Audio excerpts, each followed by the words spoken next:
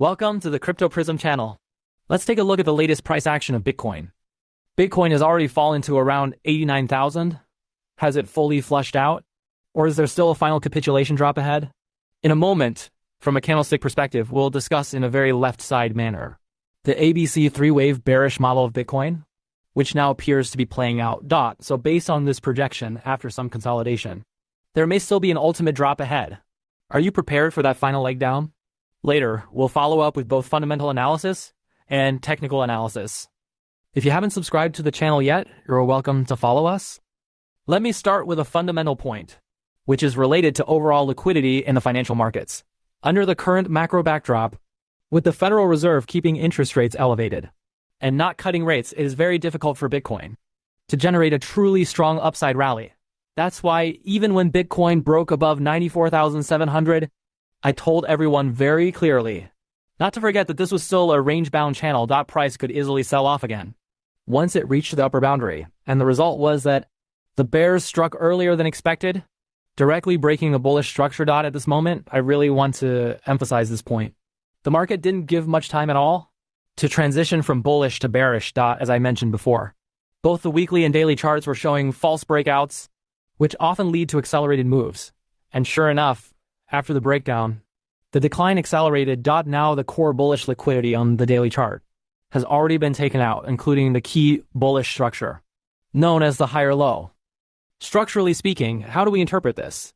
We can already see that after a higher high was formed, price then created a lower low. Based on the structure, the projection is a rebound, followed by continued downside. These are early signals we can observe from the daily candlestick structure. Now let's return to the weekly chart of Bitcoin. If we define that previous candle as a false breakout, then moving forward, we need to track the key level of bullish liquidity, which is the wick high of the prior candle. That level sits around 89,200. Today, the bears have already completed their objective of hunting that bullish liquidity. If the weekly chart ends like this, with a bearish candle, then the likely projection is that the next phase will be a second bottom testing period. Now let's move to a shorter time frame to identify potential consolidation ranges and volatility zones for Bitcoin. On the 4-hour chart, we can project the next consolidation range. The red curve formed by connecting two bottom points was directly smashed through by a single bearish candle this morning. Originally, the area around 89,000 combined with the prior consolidation zone should have been able to hold. But as you can see, it was broken straight through. This tells us that bullish strength is relatively weak compared to bearish pressure. At this point, we can say that after breaking below the curve, price has already completed its first pullback. According to the 1-2-3 pattern, what happens next?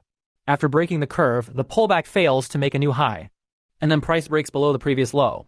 Based on this logic, the next key bullish support level for Bitcoin is around the 86,000 zone, which corresponds to the bottom of the overall consolidation range. If this area is also lost, then the bearish continuation model for Bitcoin will essentially be confirmed.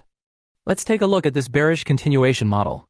If we draw an upward channel from the bottom, we can see that when price truly reached the top, the bears actually front-ran the move, selling aggressively before price even reached the channel boundary. Bitcoin rolled over directly near 99,000. This also confirms rejection at the 0.618 Fibonacci level. With 0.618 rejection combined with a trendline break, the outlook becomes clear.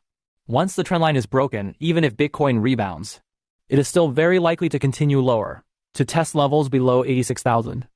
This is the scenario where we use Fibonacci 0.618 rejection to project further downside. If we extend the view even lower, the next major level is around 7300. So what kind of level is 73,000?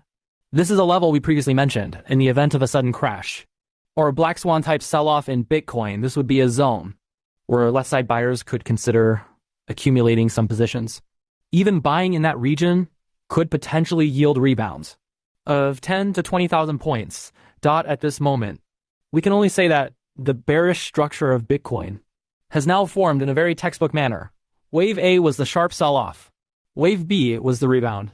Bitcoin's major players chose a ranging channel to trap both bulls and bears, creating confusion about direction before launching a rapid sell-off.